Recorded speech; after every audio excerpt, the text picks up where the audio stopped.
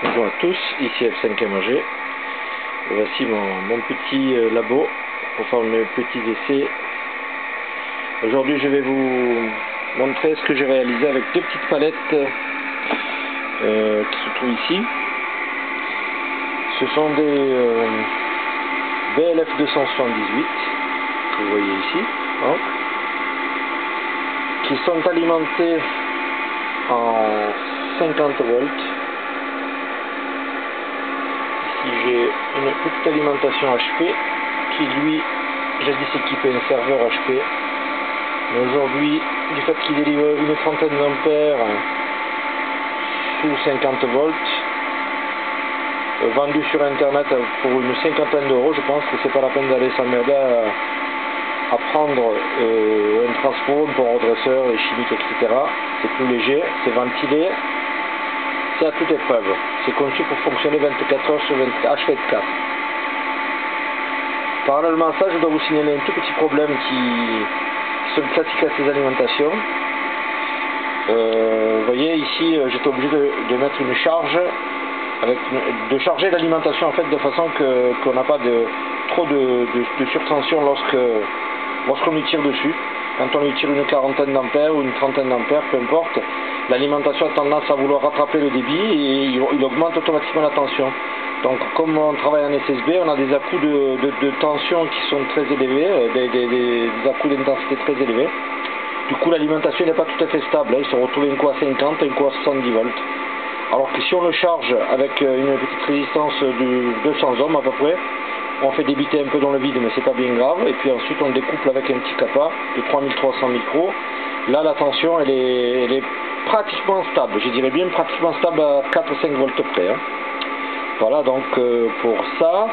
Ensuite, comme vous pouvez voir, j'ai utilisé un radiateur digne de son nom pour quand même sortir le kilowatt.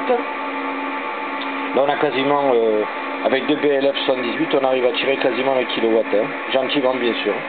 Voilà. Vous remarquerez aussi un truc qui est très important, c'est que les sources des transistors MOSFET étant reliées sur le boîtier, il faut impérativement qu'ils soient à la masse, sinon desséchée immédiate du transistor. Voilà. Donc j'ai mis ici, si vous voyez, j'ai mis ici une petite cosse qui va permettre de mettre le boîtier à la masse. Bien sûr, prendre bien la précaution de mettre de la graisse thermique en dessous du transistor, bien le plaquer, hein. Voilà.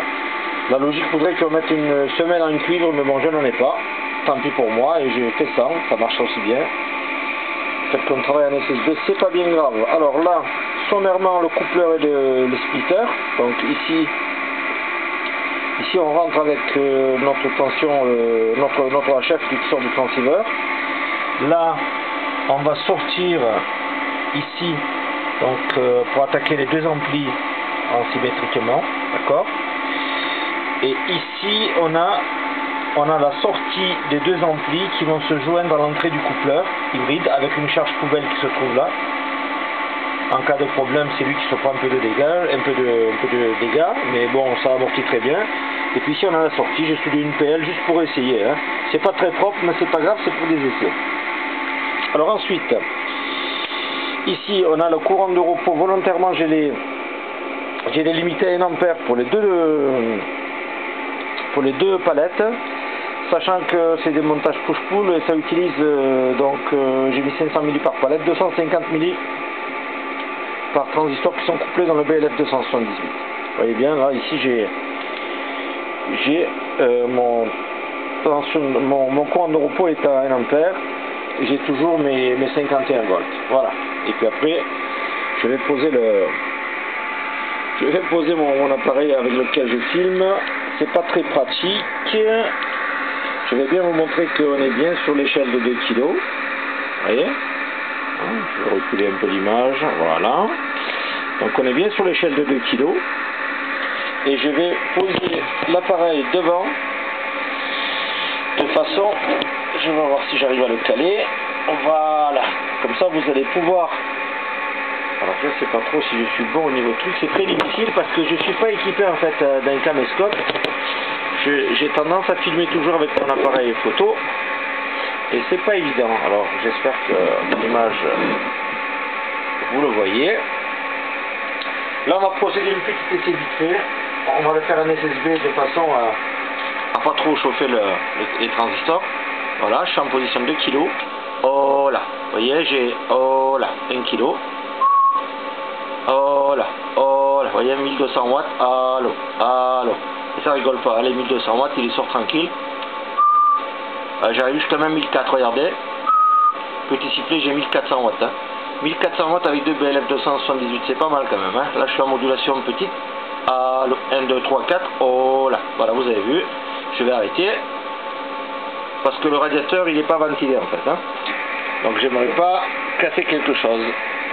Voilà, la température, elle est pas très haute. Je dois être à peu près aux alentours de 30 degrés, puisque le radiateur, quand même, il est imposant. Hein. Je vais refaire encore un deuxième petit essai. Voilà, je vais bien vous montrer qu'il n'y a pas de triche. On est toujours en 2000. Et ce que je ferai après, c'est de le faire. Je ferai une mesure aussi directement. Je vais essayer de synchroniser tout ça. Voilà. Voilà. Mais c'est pas évident. Hein. Je peux vous dire que c'est pas rigolo. Et c'est pas évident du tout. Allez, on va refaire un autre petit essai là. Éventuellement, voilà, si j'arrive à cadrer l'affichage avec l'affichage du kilo, c'est bien. Voilà, donc je vais recommencer. Je vais recommencer pour le plaisir des yeux en fait. Hein. Allô, vous imaginez 1, 2, 3, 4, voilà, j'ai 600-700 watts de modulation. Oh là, 1100 watts, un coup de sifflet 1004. Voilà, on arrive à faire des trucs fabuleux quand même. Hein. Sous 50 volts.